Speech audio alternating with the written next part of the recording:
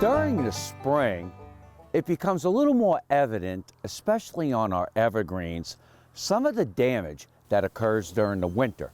Now, it just doesn't mean real cold temperatures that occurred. It could be an early frost, an early freeze, could happen in November, could happen in December. But what happens is after the winter, you finally see the evidence of damage. And, you know, I've talked to some people that have hollies and all the leaves are brown and, you know, around Richmond. And you'll see some of that here. What do? The real key is to be patient and wait. It could take up to 3 months for the damage to show up on your evergreens. And right here, one of the boxwoods, and I find it interesting that on some sides of this building, there is no damage, but on some portions where maybe this is sort of southeast facing, there's a lot of damage. So it could vary throughout your entire garden.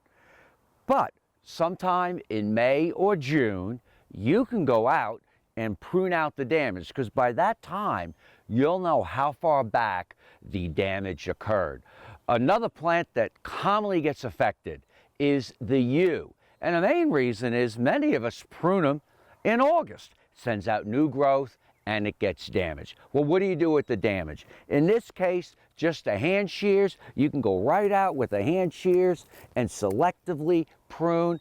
I really prefer a hand shears than the automatic shears in this case, but you can do this in May, you could do it in June. If you see any more damage, even in July. Now, there are some plants that you may have to cut back pretty hard. A common plant that many of us have might be the gold dust plant with the yellow spots or just the green form. One of the things I learned about this plant, it can handle heavy shade, but it is subject to winter damage in many areas. As you see here, the tips freeze back during the winter. And what you can do is sometimes take a knife and scratch the bark to see if it's green or brown, or cut through the stems as I've done here. And this is nice and healthy and green. This one here has a little brown, and this one here is severely damaged.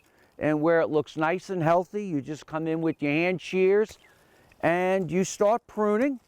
You want to make sure you try to prune to nice, healthy, green, and prune out the dead.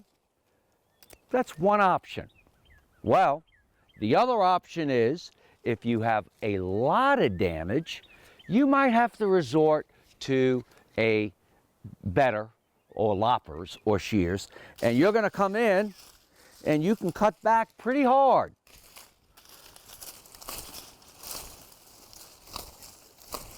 Just like this. And I'll tell you, as soon as you're done, the plant's going to look better and you're going to find nice, fresh growth coming out.